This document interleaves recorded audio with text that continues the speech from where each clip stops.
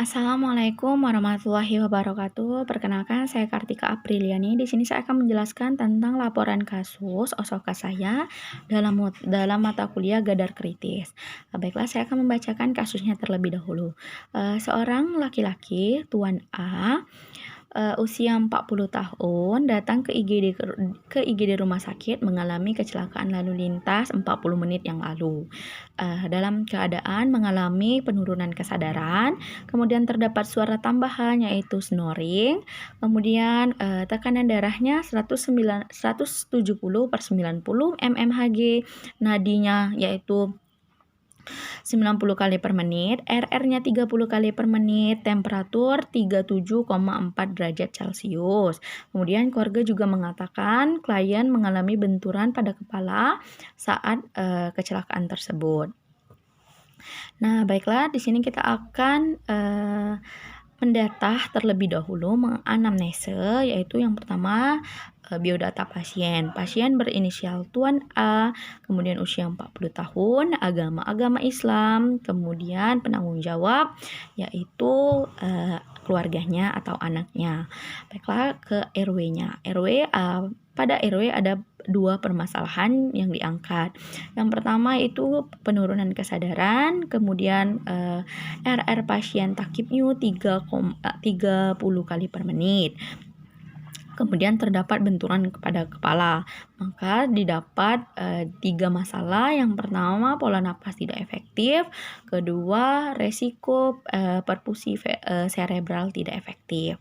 Nah, pada breathing juga terdapat masalah. Yang pertama, terdapat suara tambahan yaitu snoring. Nah, yang kedua, pasien tidak sadarkan diri. Nah, kemudian terdapat pasien mengalami penurunan kesadaran, maka diangkatlah bersihan jalan napas tidak efektif. Nah, dari anamnese primary survey, kemudian kita ke secondary survey. Dari secondary survey pada sistem tubuhnya tidak ada masalah seperti mata, kemudian mulut, hidung, dan yang lainnya. Nah, dari data anamnesa awal didapatkan bahwa pasien ini mengalami triase warna merah. Triase warna merah karena pasien mengalami gawat darurat karena mengalami penurunan kesadaran dan terdapat suara tambahan yaitu snoring. Baiklah. Selanjutnya kita akan menganalisa data, yang mana data objektif dan yang mana data subjektif. Data objektif yang didapat, yang pertama terdapat suara tambahan snoring. Yang kedua, tekanan darah pasien 170/90 mmHg. Kemudian nadinya 90 kali per menit. RR-nya 30 kali per menit dan temperaturnya 37,4 derajat Celcius. Kemudian diagnosa, kemudian pasien mengalami penurunan kesadaran dengan GCS 9 yaitu delirium. Kemudian data objektifnya yang didapatkan yaitu keluarga mengatakan bahwa kepala pasien mengalami benturan aspal pada saat mengalami kecelakaan. Kemudian sudah dikumpulkan diagnosa objektif dan data objektif dan data subjektif, maka dapatlah muncullah diagnosa 3 diagnosa keperawatan yang diangkat. Yang pertama tadi sesuai dengan hasil anamnese dan sesuai dengan pengelompokan data. Yang pertama, pola napas tidak efektif berhubungan dengan faktor neurologis karena terdapat cedera pada kepala. Kemudian bersihan jalan nafas tidak efektif berhubungan dengan adanya benda asing di jalan pernapasan karena terdapat suara tambahan yaitu snoring. Nah, yang ketiga, resiko perfusi cerebral tidak efektif karena pasien mengalami benturan pada kepalanya pada saat kecelakaan. Mengapa saya mengambil 3 diagnosa itu? Baiklah, nanti setelah ini saya akan menjelaskan jalan kenapa dari kasus tersebut dapat 3 diagnosa keperawatan itu. Kalau disebut sih saya akan menjelaskan pathway-nya. Mengapa dari kasus tersebut dapat diagnosa keperawatan itu. Yang pertama saya akan menjelaskan pathway dari diagnosa pola napas tidak efektif.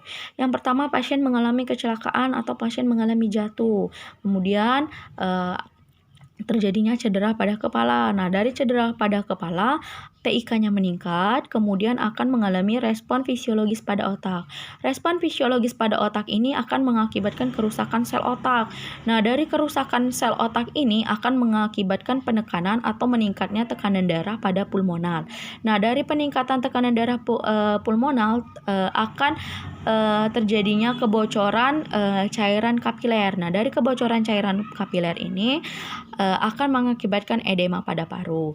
Nah, dari edema pada paru akan mengakibatkan curah jantung itu menurun. Nah, dari curah jantung menurun akan mengakibatkan difusi oksigen itu terhambat. Nah, dari difusi oksigen terhambat akan mengakibatkan diagnosa pola napas tidak efektif. Nah, masih dari pohon yang sama, dari kerusakan sel otak akan mengakibatkan gangguan autoregulasi. Dari gangguan autoregulasi ini ada gangguan metabolisme oksigen atau gangguan metabolisme O2. Nah, setelah gangguan metabolisme O2 ini terjadi, akan terdapat edema pada otak. Nah, setelah terjadi edema pada otak inilah akan mengakibatkan atau munculnya diagnosa resiko perifer cerebral tidak efektif. Kemudian untuk yang ketiga yaitu tentang diagnosa bersihan jalan tidak efektif. Yang pertama itu masih dalam pohon yang sama atau faktor yang sama, kecelakaan atau jatuh, kemudian kerusakan pada terjadinya cedera pada otak. Kemudian terjadinya ruptur dalam pada cerebral.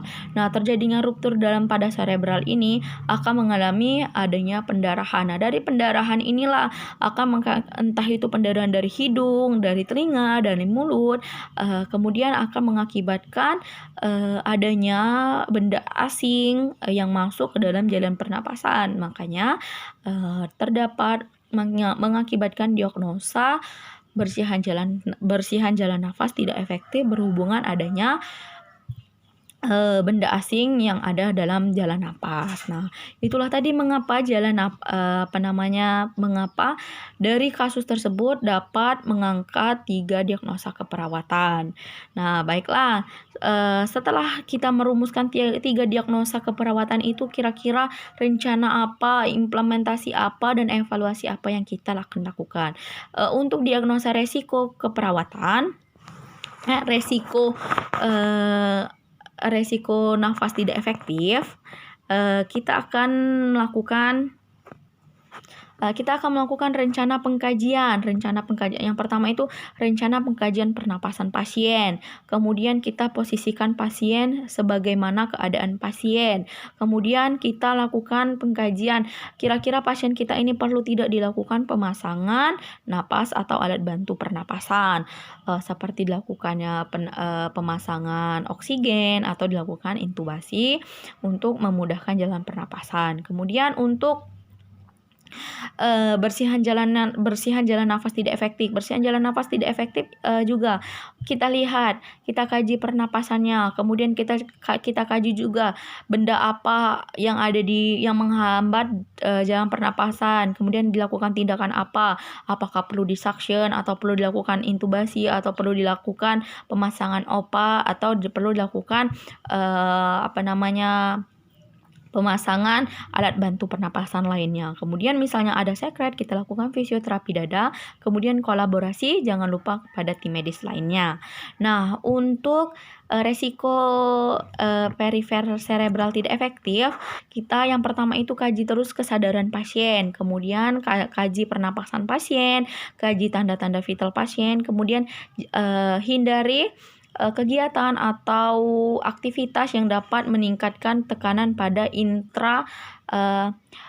intrakranial pada pasien yang akan mengakibatkan memperberat keadaan pasien. Jadi hindari adanya tekanan intrakranial pada kepala pasien. Nah, itu. Nah, kemudian implementasi apa? Itu tadi kan rencana. Implementasi apa yang akan kita lakukan? Kita mengimplementasikan, mengkaji untuk pola napas tidak efektif, yaitu kita responnya kita adalah mengkaji pernapasan pasien, mengkaji tanda-tanda vital pasien, memasangkan alat bantu pernapasan oksigen, membantu memasangkan alat pernapasan membantu memasangkan intubasi atau alat yang dapat membantu pernapasan pasien, memposisikan pasien sesuai dengan keadaan pasien. Kemudian untuk breathing, untuk bersihan jalan napas. Nah, untuk bersihan jalan napas kita dapat yang pertama itu mengkaji pernapasan pasien, tetap harus mengkaji pernapasan pasien. Kemudian auskultasi suara tambahan pada pasien, mengauskultasi.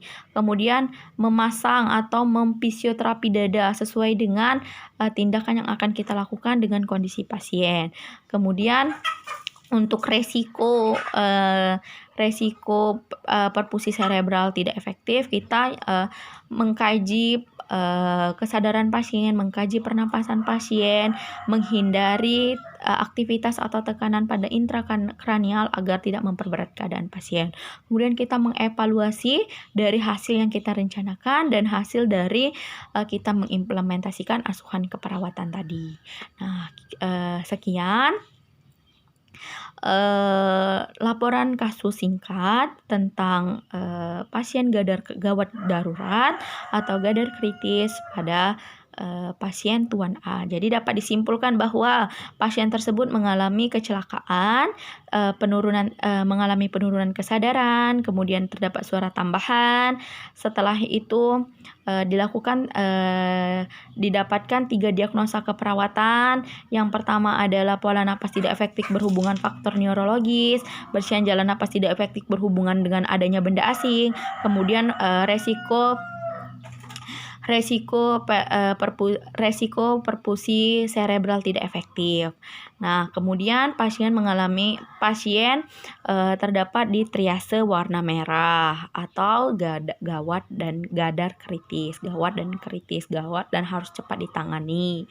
Nah, kemudian dilakukan tindakan sesuai dengan keadaan pasien atau sesuai dengan masalah yang dialami pasien. Kemudian kita evaluasi. Jangan lupa dokumentasi setiap apapun yang kita lakukan pada pasien. Nah, demikianlah yang dapat saya sampaikan. Wassalamualaikum warahmatullahi wabarakatuh.